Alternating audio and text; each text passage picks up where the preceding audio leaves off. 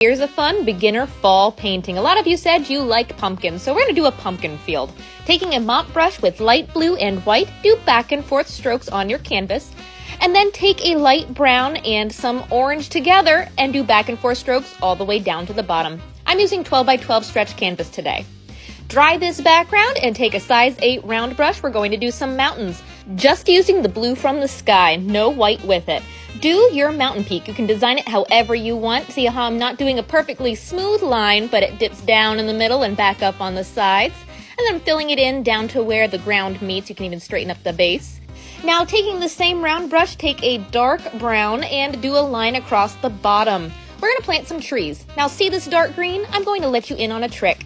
I actually mix my dark green with black. See, my dark green is actually Christmas green from Apple Barrel. It's slightly lighter than I like it to, so when I have a black bottle get pretty low, I fill it up with some of this green and shake it, and that gives me a really nice green like this. I know it looks black, but it's really good for natural paintings.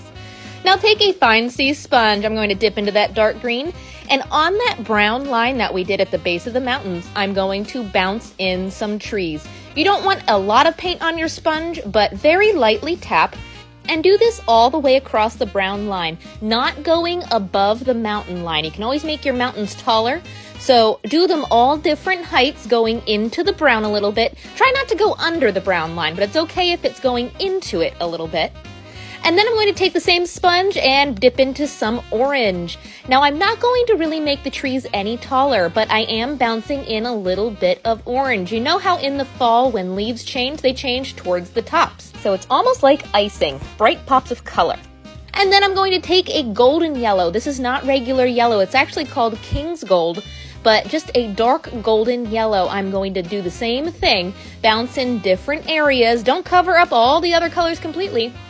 But don't worry, if your trees get a little too tall, you can make your mountains even taller. See, that's what I'm doing right here.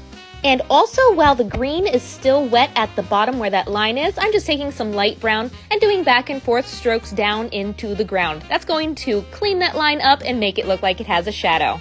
There, that's looking great. Now get a fan brush. We're going to do my favorite grass painting technique. Take some dark brown and some tan. You can use both together or alternate, but I'm just going to do upward strokes, very short upward strokes, and cover the entire ground. This is dry grass. It's going to take you a while, so I'm going to speed up the process, but I always say do upward strokes, never pull down, because your grass will look upside down. And if it looks funny, it just usually means you don't have enough. So see, I'm going in and I'm filling in more of those bald spots there. Fill up the entire picture. I like to alternate between dark and light then to give it highlights and shading like that. And then I'm going to take a dark brown, make it even darker with some black like I did with the green.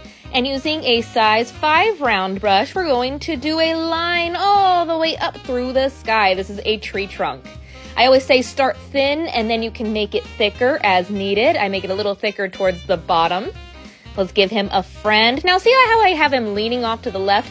Don't do your trees all perfectly straight up. They can be going all different directions. See, I'm going to have this one really leaning over. He was going towards the sun or something. And then do some branches. You don't have to get super detailed, but see how I'm pulling along the trunk up and then out at an angle?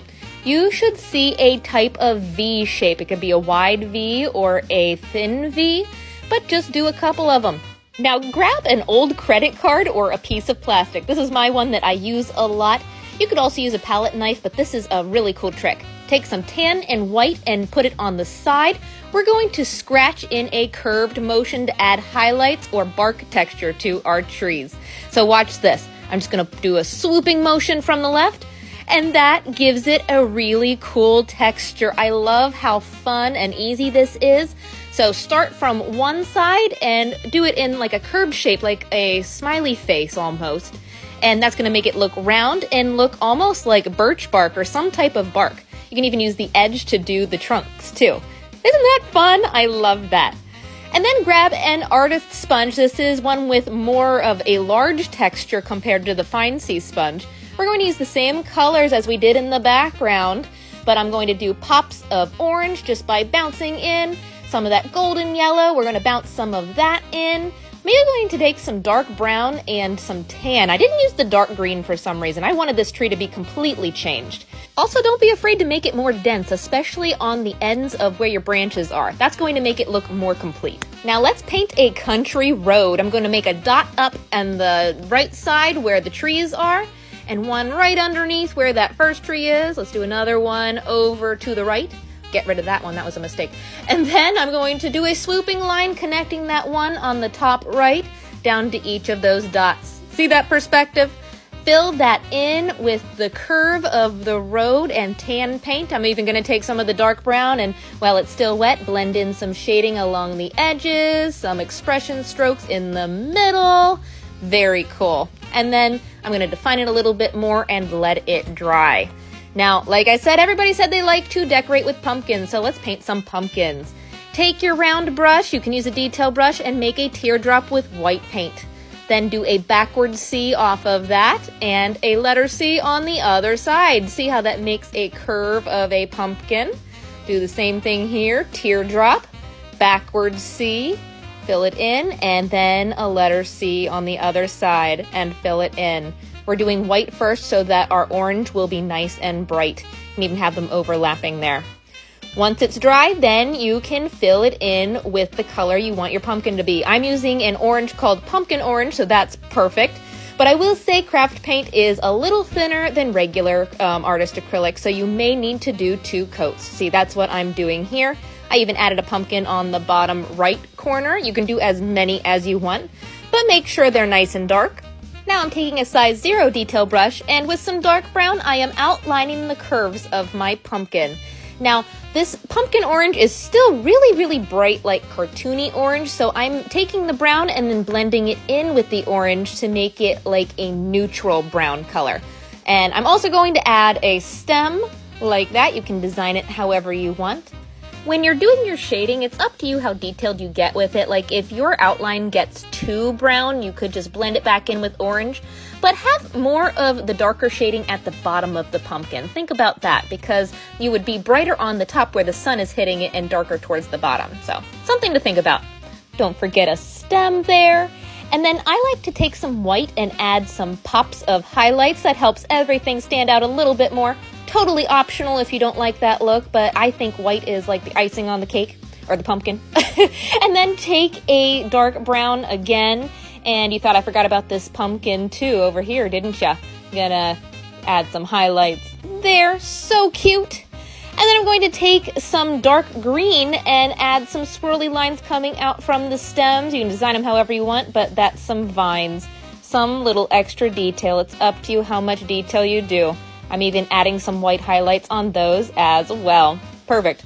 And if we truly were in a pumpkin patch, there would be pumpkins all over the place. So think about perspective. I'm doing white first, but these pumpkins are further away from me, so they're going to be super teeny tiny.